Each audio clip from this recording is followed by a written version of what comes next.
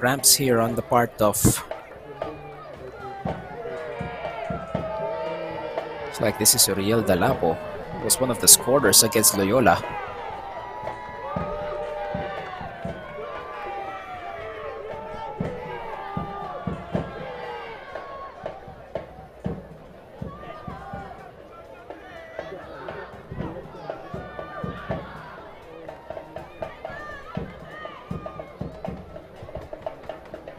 One 0 now for Cebu. Chima Uzoka puts them ahead.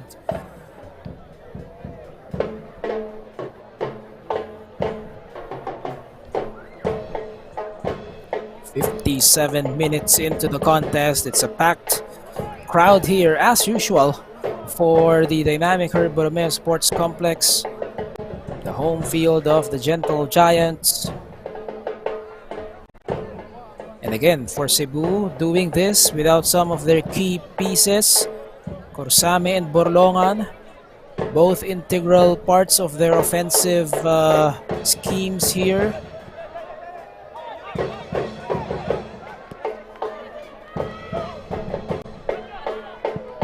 Uzoka once more, the diagonal, lots of space there for Myland.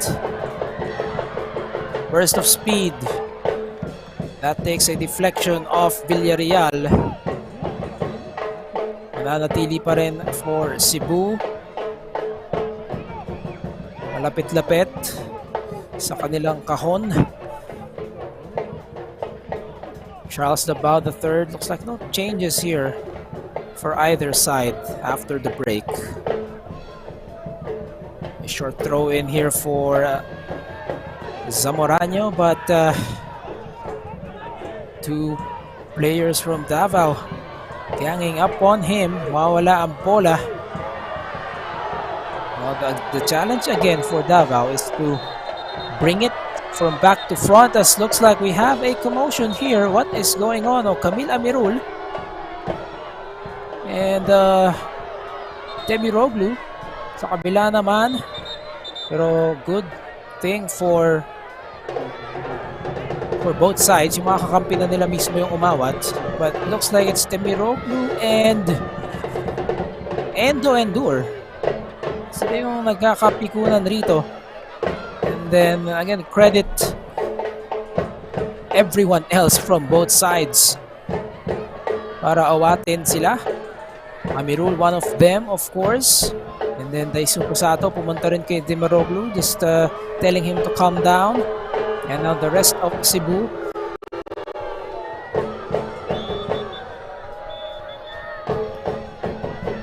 Officials also on top of the situation. You also get on your background si Unoki. Yusuke Unoki, one of the goal scorers as well during that match against Loyola. And our officials having a discussion here for now.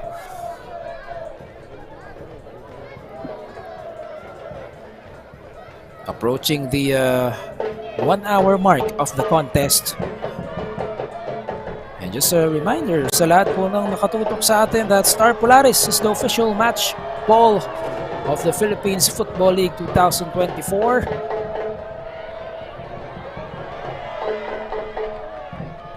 Oh, definitely there are going to be bookings here. Okay, Endo Endur and Jaime Rosquillo. So Rosquillo apparently and Endo Endur. Alright, tig-isang yellow card yan. Tiniwatara meanwhile taking advantage of the time as well, the lull in the play para subukan lang na i-overcome yung kanyang cramps. Bit of stretching here. So there you see Watara once more.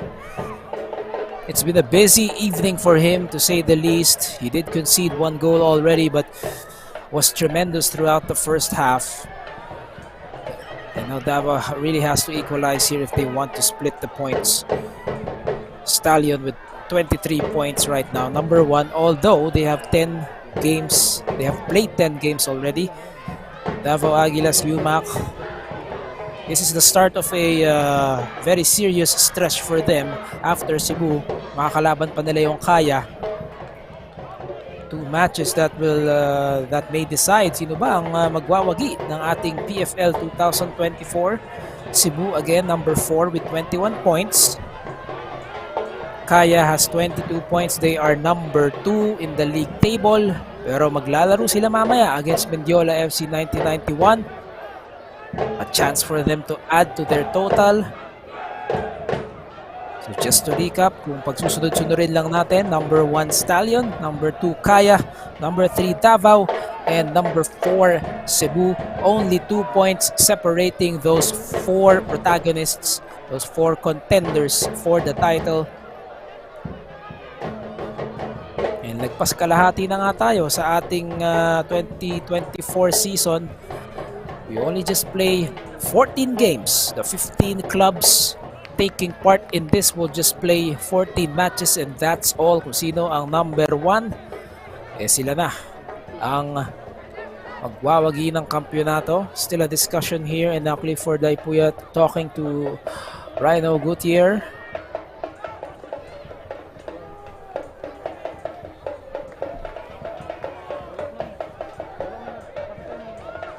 A good look as well as at the assistant coach, Levent Oshturk, and the head coach for Cebu.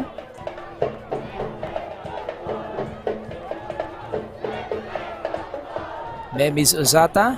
Looks like there will be a change here. Substitution for Davao Aguilas UMak FC. Player number 11, Muriel Delapo, replaced by player number 22, Marvin J. Briseño. So Dalapo ay uupo na dito dahil nga he's suffering from cramps right now, and iniimda niya rin yun. We see it doon sa kanyang facial expression. Ang aangat naman dito ay si Briseño, yung naka-score din against Loyola. Tatlo sila naka-score doon, no? Briseño rather.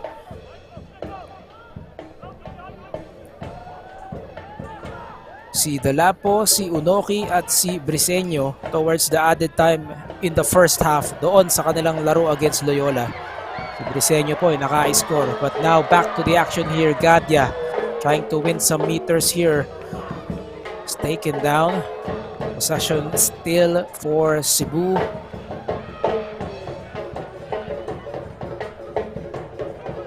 We are already in the deep stages of this match. Wala na pong 30 minuto ito.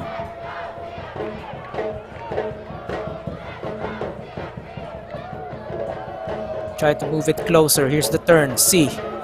Delivers. Intended for Uzoka pero masyadong malakas. And it's recovered by Davao. Si Onoki na ang kumuha doon, and now off to Richard Talarok. They do have some players on the left. Talarok nadalhin sa gitna, but is dispossessed. Great presence by Gadya once again. That's been the case throughout the first half. Still here happening in the second half. Whenever Davao has the ball, hindi nila maprotektahan kaagad as Zoka. Gaito Mailan not really rushing forward to make contact with that ball. May halong pagmamadali on the part of Chima Uzoka. Let's take a look at this. Hindi niya na rin naapektusan ng maayos. Just trying to send it back for Gaito Mailand. Not enough support there for Cebu sa pagkakataon na yun. If you're just joining us once more, only one goal in this match. 51st minute, Chima Uzoka off an assist by Zamoranio Huatam. Ang ganda nung play na ginawa nila. Palitan lang sila, and yung assist ni Huatam papunta kay Chima, header pa using his head, and then Chima does the rest. Opening here for Davao. Wendo Endure. That one makes Cekic commit. Fortunately for Cebu, only a throw in here for Davao, but they still have possession here. Try to make something work in their attacking third. But the activity of Gadya once more. Recovered by Isov. And And the persistence also paying off here for Davao. They finally gain a corner here. Mas nakakarami in terms of corners yung Cebu. As a department, they have dominated. Corner taken quickly. They go to the ground. And now this looping ball inside the box, but Abu C was right there. Easily one of the tallest players on the field. That one took a deflection.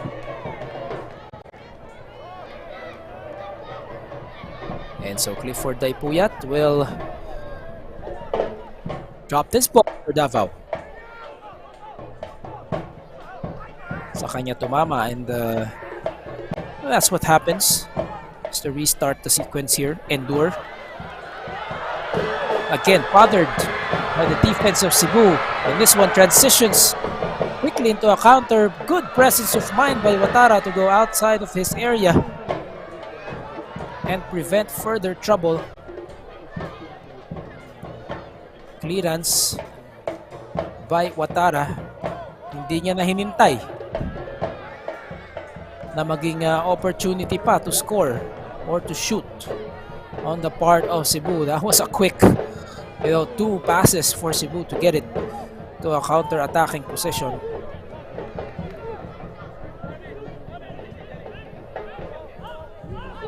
And that is, of course, the shot stopper for Cebu, Yusuf Cekic. Not much activity from him. Did have a couple of saves.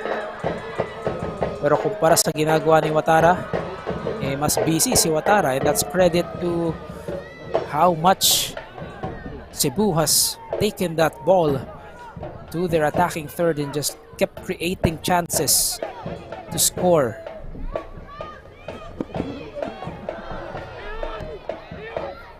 And tandaan po natin, ang Cebu at Davao, sila yung nagharap doon sa semifinals ng Copa Paulino Alcantara. So this is of course a rematch na matagal-tagal na rin hinihintay ng Cebu.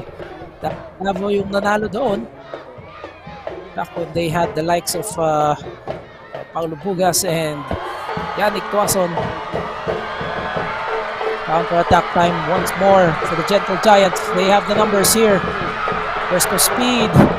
Here's the cross. It will just turn into a corner here, and Gaito Mylan disappointed at himself because he knows he could have done better. Nevertheless, it's going to be a corner kick for Cebu. Gusto niya sanang iitsa papunta rito kay Chima Uzoka. Let's see that once again.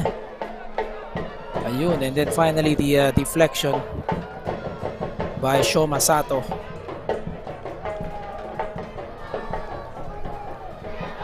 Zamoranyo Huatam will once more distribute for the home side.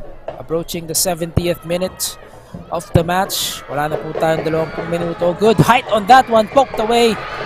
And on the rebound once more, Temiroglu.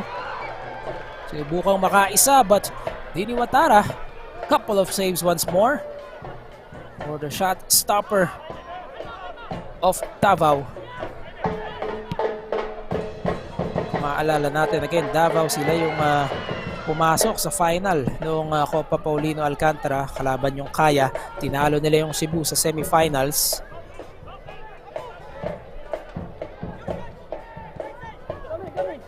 Kaya whether Cebu mentions it explicitly or not, alam natin gustong makabawi nito makato sa Davao.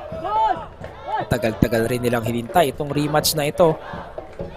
And if Davao, if Cebu manages to hold on and collect the 3 points here, aangat sila to number 1 at the moment. 21 points, magiging 24 points yan.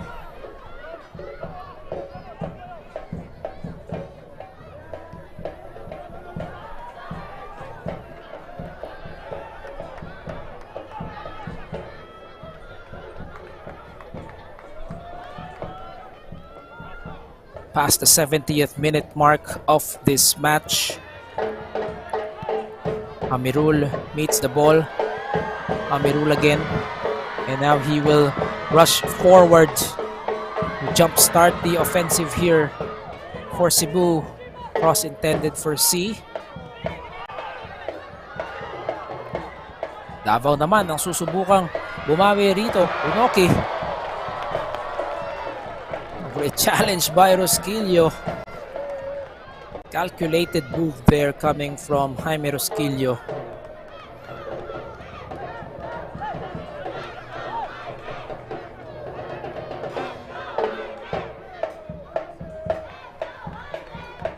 Davao will take their time.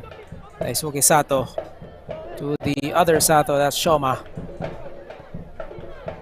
Hindi po magkapatid yan, ha? Magkaapelyido lang.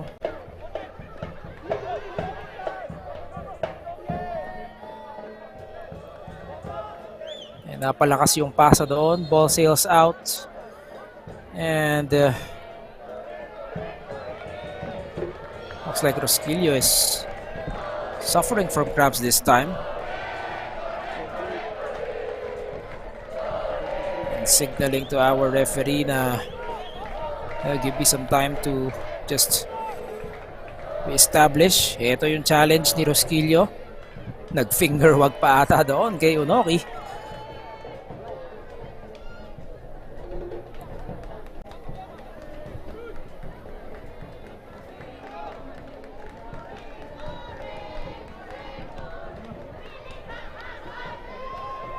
Substitutions for dynamic players Cebu FC. Marius Core, Number 10, Zamorano, who Asam. a favorite here. Player number 80, Core, Marius Core.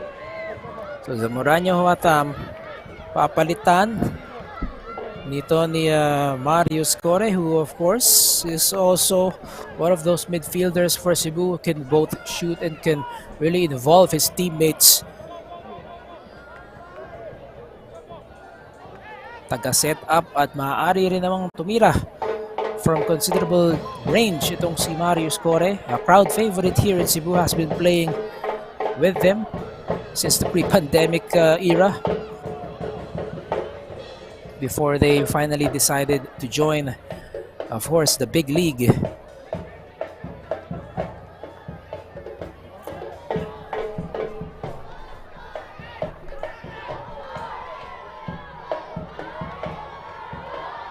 And now Endure is possessed. Kima can expect Cebu to really go for that counter once more. So natisod yung isang natakbo doon.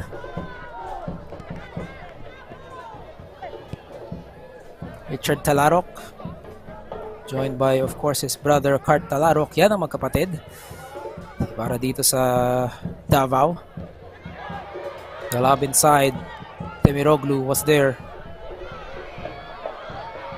And now Sapal and Core battling for possession. And they say it's Cebu possession. As Core rather was taken down. Yan, nagkasabitan sila. It could be yung hawi ng braso galing kay Jomari Sapal. And someone's down once again here, but play continues for now. Advantage tayo dito. As something could materialize here. C turns, shoots. Daisuke Sato defends that one well.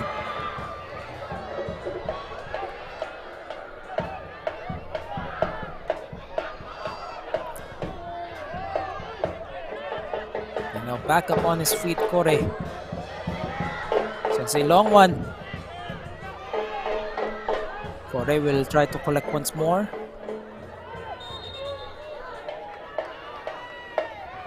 Looks like we have another change here para naman sa Davao. As Cart Talarok may iniinda rito, kumahawak doon sa kalikuran ng kanyang I was about to say paa to describe the entire lower limb as we Filipinos do, but sa likuran ng kanyang thigh to si Cart Talarok. Don't wanna speculate that it's the hamstring, but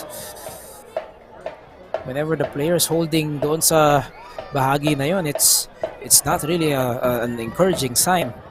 76 minutes into this match, Davao seeking the equalizer. that one goes above the bar and out from Onoki.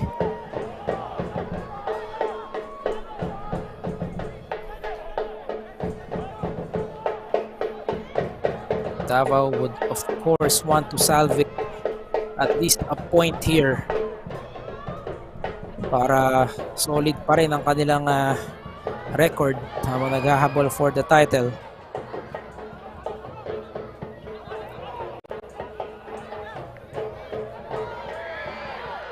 Miroglu tries to send it to the middle. May dalawang player na nagkasabitan doon but not really intentional.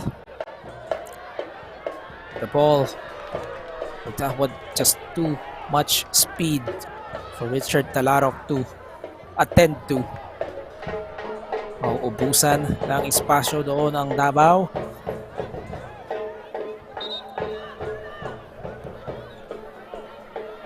Another player down here for the Aguilas.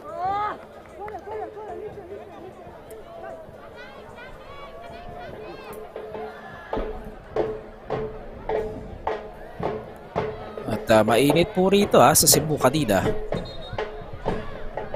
We know that the rainy season has already begun but doesn't mean that it's going to rain 24/7.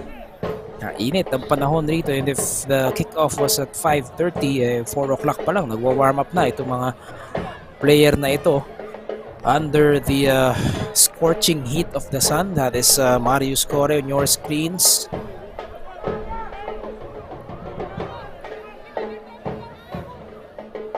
And Daisuke Sato parang perhaps complaining na there should be more urgency siguro on the part of the medical staff. Motioning that there should be some substitutions made already at this point.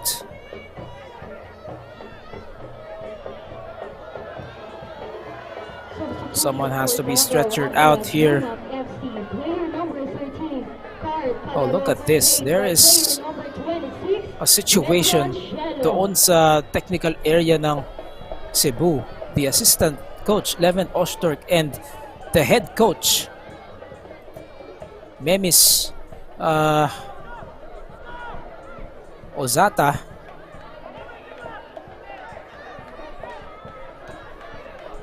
okay, well, Ostork looks like inaawat niya lang itong si Ozata, and kung sino man ang nakapagpa-inis talaga dito kay Ozata, he is furious right now.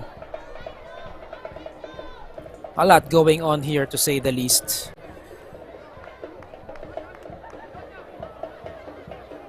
Cebu still on top, 1-0.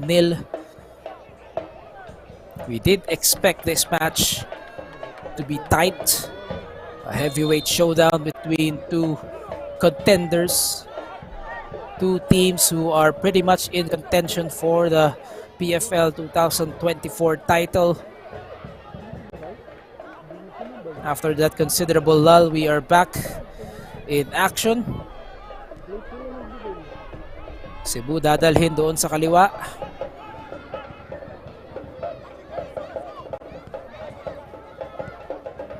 Amirul involving Core in this one. Amirul once more, but that pass intercepted by Sapal. Good activity from him. What has been difficult for Davao here is kung paano nila itawid yung bola. There have been instances na ang bilis mawala ng bola sa kanila. And another clearance for Cebu just to delay the offensive. Substitution for Davao Aguilas UMak FC. Player number 10, At inupo na nga ng Davao itong si Yusuke Unoki.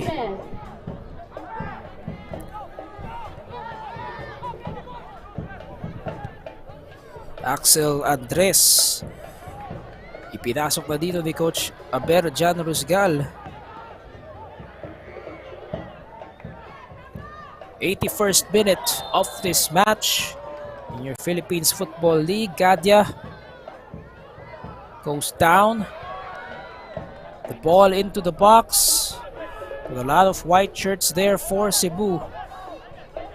Endo Endur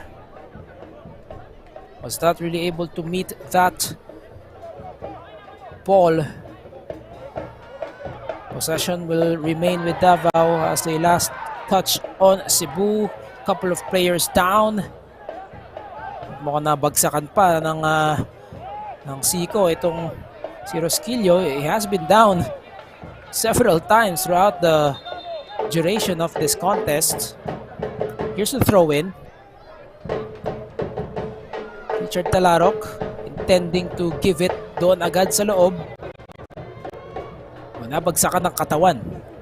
Apparently, ito si Rosquillo.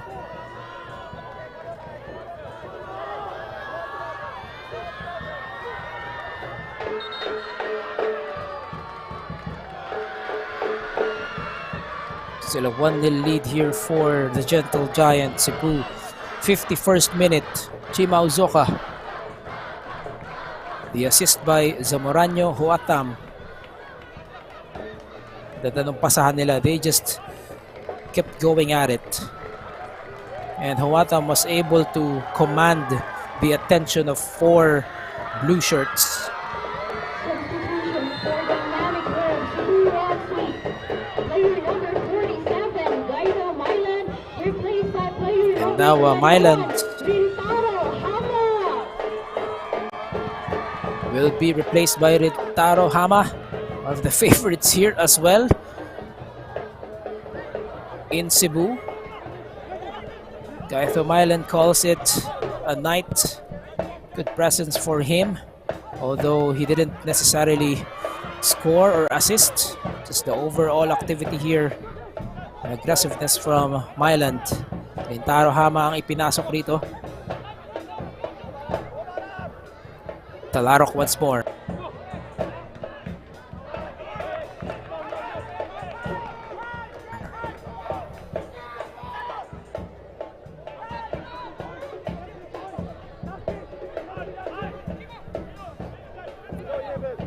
Davao just throws it away.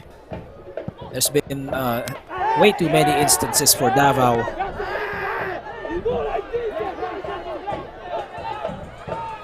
Choma Sato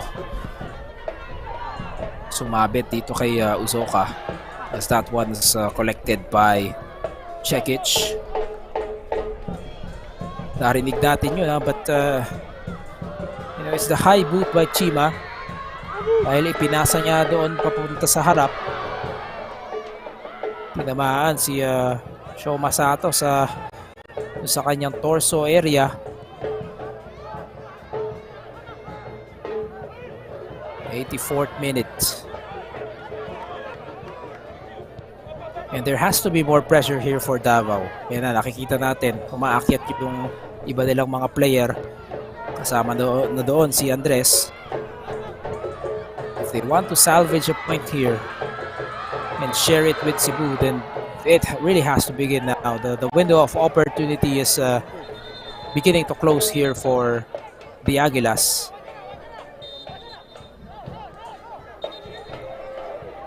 See what unfolded doon sa last play na yon. Hama, the forearm causes the opponent to tumble, and of course it's going to be a Davao possession.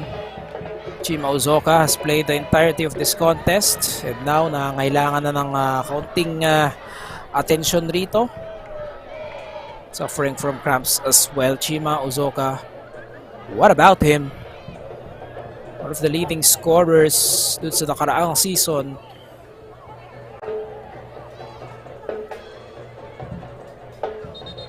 Usually used as a substitute here by Cebu, but again, owing to the fact na wala si Corsame, wala si Burlongan, siya ang linispat siya dito ni Coach Memis, and he delivers in the 51st minute. That's the only difference in this game so far. Just one goal separating these two clubs, as Chima Uzoka will be stretchered out. Now, there has been a lot of stoppages throughout the second half, so we do wonder ilan ang idaragdag dito as added time. We're guessing probably as at the very least, siguro mga 6 or 7 minutes. But there have been a lot of instances na nagkaroon ng lull sa ating laro.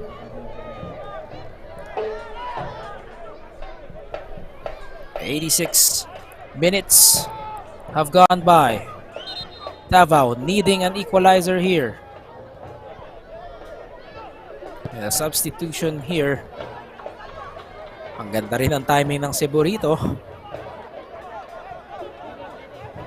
Substitution for dynamic third, Cebu FC. Player number 11, Chima, also replaced by So player now number Chima will be 17, replaced. Ruji Elliot Selman. That's it for Chima Uzoka this evening. He has made his contribution in the 51st minute goal for Cebu, the only conversion so far in what has been such a tight and grueling contest for them.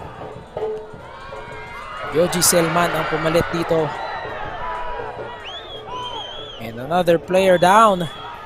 Abusi naman.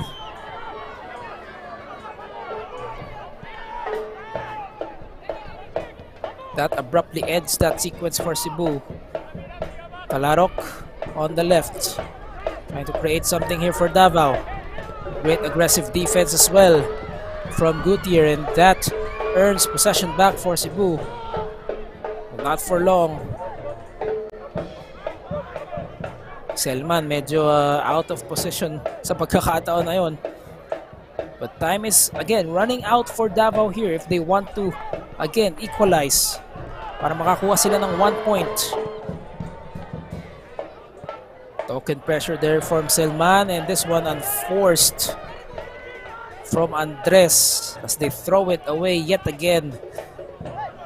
Yan ang hindi talaga na-diskartehan ng Davao dito, is protecting possession here. Gutierrez.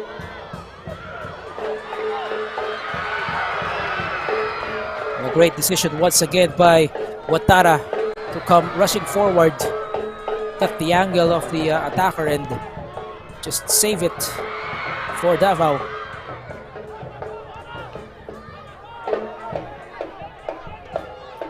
Ball is finally tracked down by Davao. They have to get it to their spots, and again clearance by Cebu. They will just get this ball out of trouble, talking about the Gentle Giants.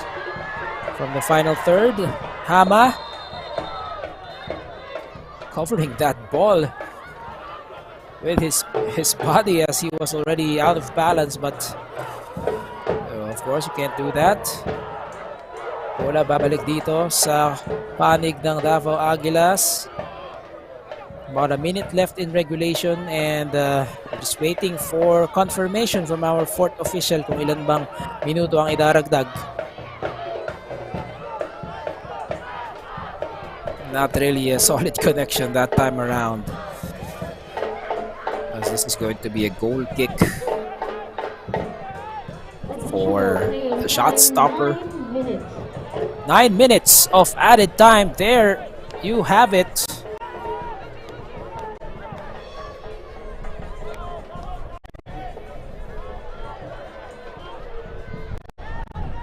Yusuf Cekic, it's been quite a relatively easy evening for him.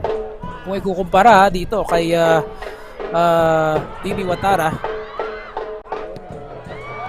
Davao could only muster a couple of attempts here. As that shot just saved by Watara with his fingertips. It will still be a corner for Cebu. Let's take a look at that once more. Was that Yoji Selman? But hindi ka nang makagulat dito ang Cebu and double the lead. That would have been nail on the coffin here. It was Elman with some resistance from the last line of defense as well. But the save, of course, courtesy of Watara. They take the corner short. Kadya, kabalik. They lob it inside the box but not enough height. Again, 9 minutes of added time here.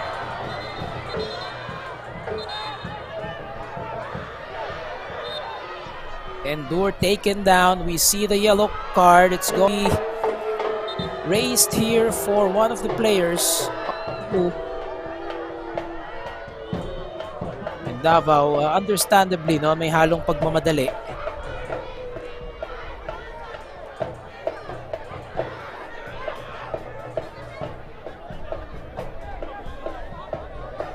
Again, minutes of added time here. There is a small opening for Davao to try and equalize.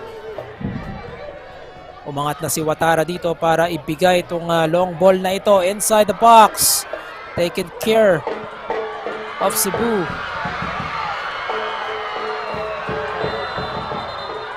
And again, Abusli couldn't stop the momentum here. Bumangga dito kay Daisu Pisato.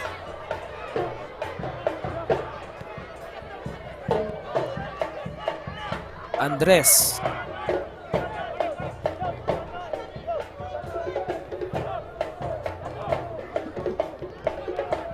Cebu still coming forward here and challenging itong Davao. Reflection.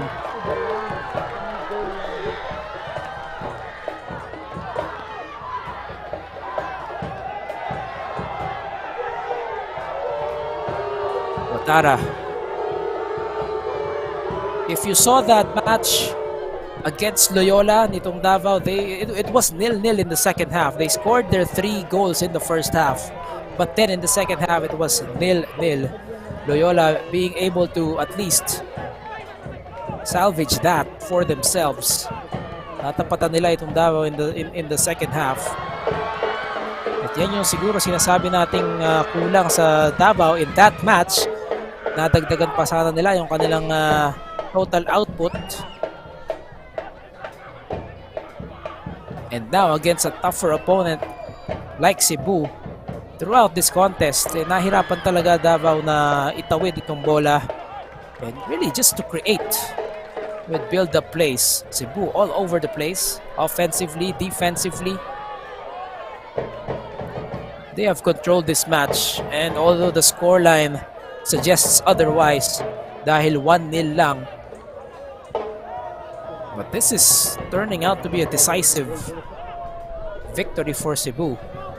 Now, obviously, there is still time for Davao, more than 5 minutes of added time left. Marami-raming beses na tigil as Bintamo natisod doon.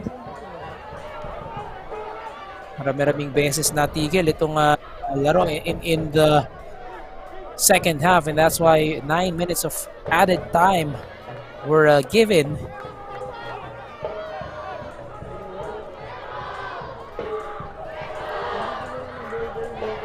Here's the throw in. That one took a deflection off. Oh no, it's goal kick Davao.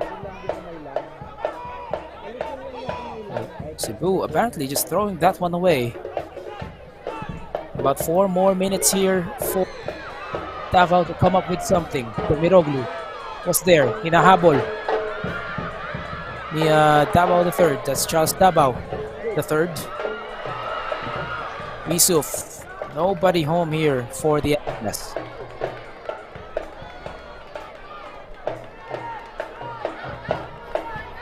Time continues to run out for the Aguilas, who entered this match number 3 in the league table with 22 points, 7 wins, 1 draw.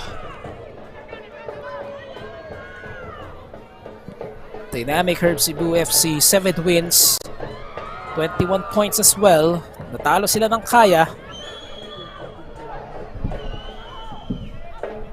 As it stands, aangat sila to number 1 unless Davao is able to pull off a last-minute miracle here. Abu C. Pero off target yung kanyang pasa papunta sana kay Rintaro Hama. And credit to Cebu, they haven't stopped playing here. They're not settling for just clearing this ball. Sinusubukan pa nila mag-counter-attack rito when there is an opening. Andres takes it to the left side. Pabalik muna kay Daisuke Sato. Good English on that ball. But again, white shirts are just there. However, kung mapupunta ulit sa Davao ito, about 2.5 minutes of action left. He sent another one to the box. And nagmamadali na talaga yung Davao rito. As Rosquillo is again suffering from cramps.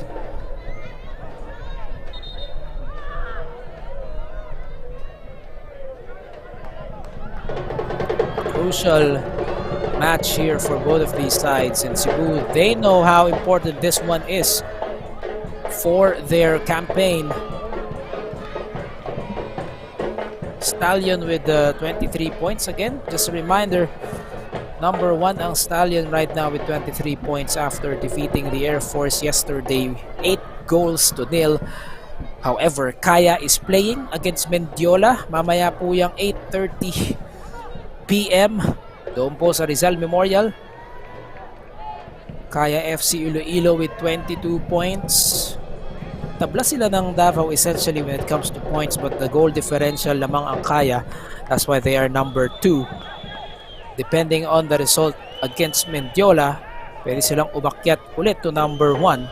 But right now, Cebu looking good to collect 3 points here para umangat sila to number 1 in our very tight race to the finish, race to the title dito sa ating Philippines Football League 2024.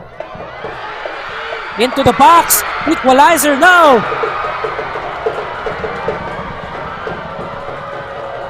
Yusuf Sekic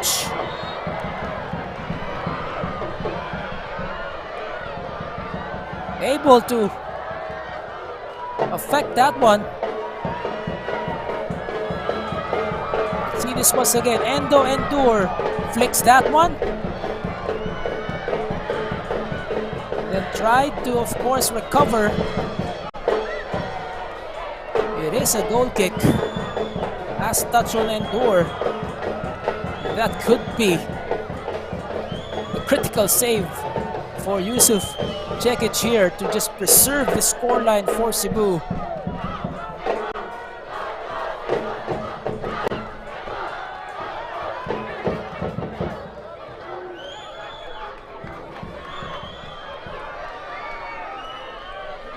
Gentle Giants are pretty much on their way. That might as well would have been the final opportunity for Davao to try and equalize.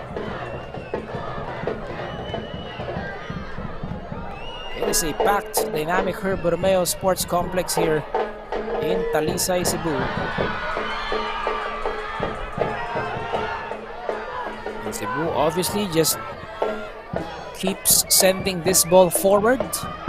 Kumakain din ng oras yan. Although there is no counter-attack, there are no players coming forward. Another ball inside the box, headed out.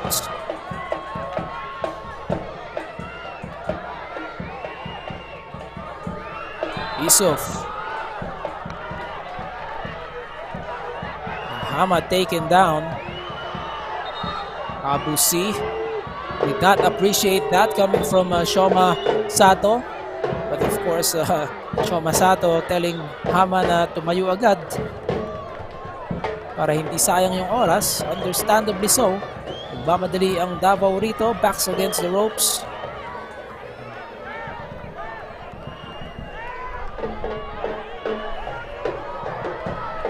And si Cekic na rin ang magbibigay nito para sa Cebu, knowing that it could be just a matter of a few seconds before that final whistle is blown.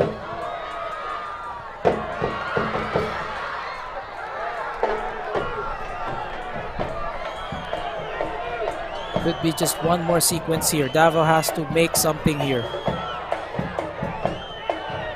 just for the 1 point on the league table. Unless they score here, it is Cebu picking up all 3 points.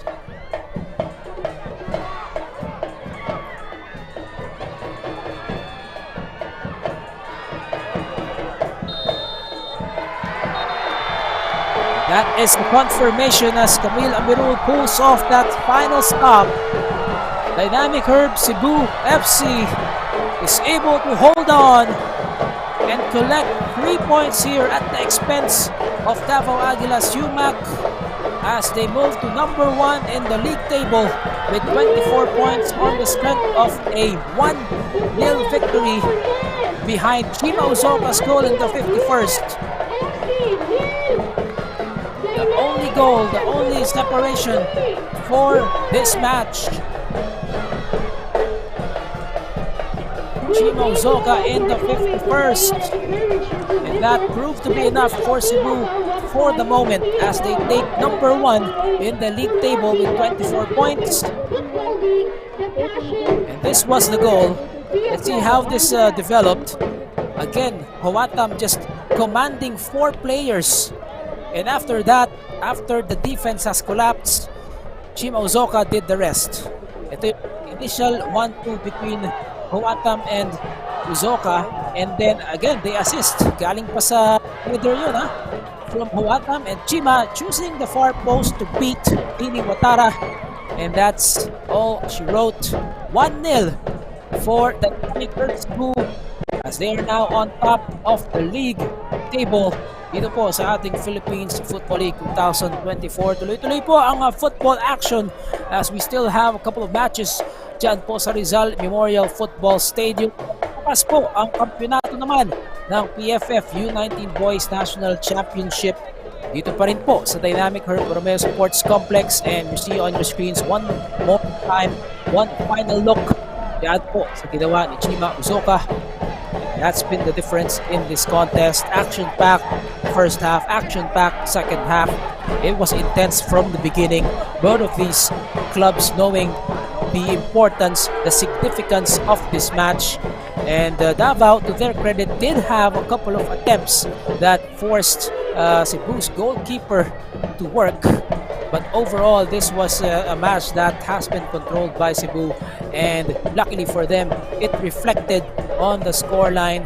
1-0 for the Gentle Giants as they collect the 3 points here to move to number 1 momentarily sa ating league table. The race to the finish just got a little more interesting here. Stallion and Kaya, of course, also monitoring this match for sure. A lot of football left to be played here in the next few weeks sa inyo pong Philippines Football League 2024. But we, of course, end this broadcast presentation for now on behalf of the entire production crew at sa lahat po ng bumubuo ng Philippines Football League 2024. This has been a broadcast presentation brought to us by Matchday Media. And ako po yung likod, Levi Broda. And as I always say, wherever you are, wherever you're from, we'll see you at the games.